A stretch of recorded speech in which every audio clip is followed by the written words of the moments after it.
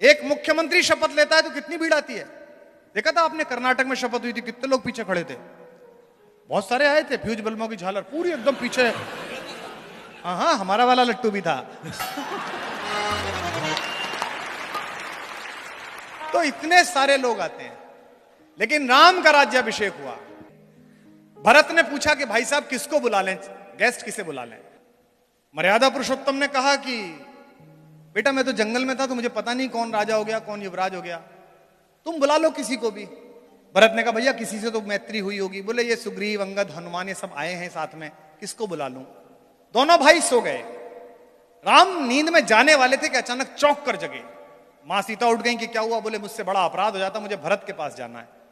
नंदीग्राम गए, उसका दरवाजा खुलवाया और कहा भरत बड़ा अपराध हो जाता, एक दोस्त बना था, उसका एक एहसान भी है, अकेला मेरा वही गेस्ट है। और सीरी फोर्ट में जहां बाहर ध्वनियां नहीं जाती, लेकिन अगर ध्वनि किसी रास्ते से जाती हो तो उस तट को पता चले, उस व्यक्ति को पता चले। राम के राज्याभिषेक में राम की ओर से जो एकमात्र ऑफिशियल गेस्ट आया था वो व्यक्ति था जिसने उन्हें गंगा पार कराई थी, जिसे केवट के नाम से जानते हैं।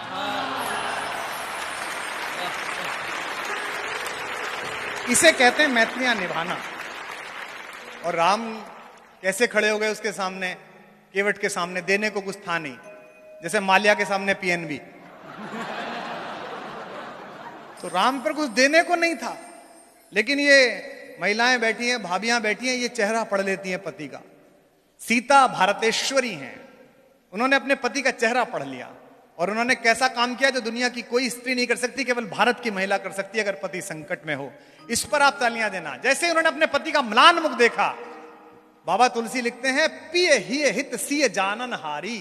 अपने पति के हृदय का हित जानने वाली सीता ने क्या किया, मुदित मगन मणि मुंदरी उतारी, अपनी डायमंड रिंग निकाल के दे दी कि ये दे दो गंगा पार कराने के लिए। इसे कहते हैं त्याग।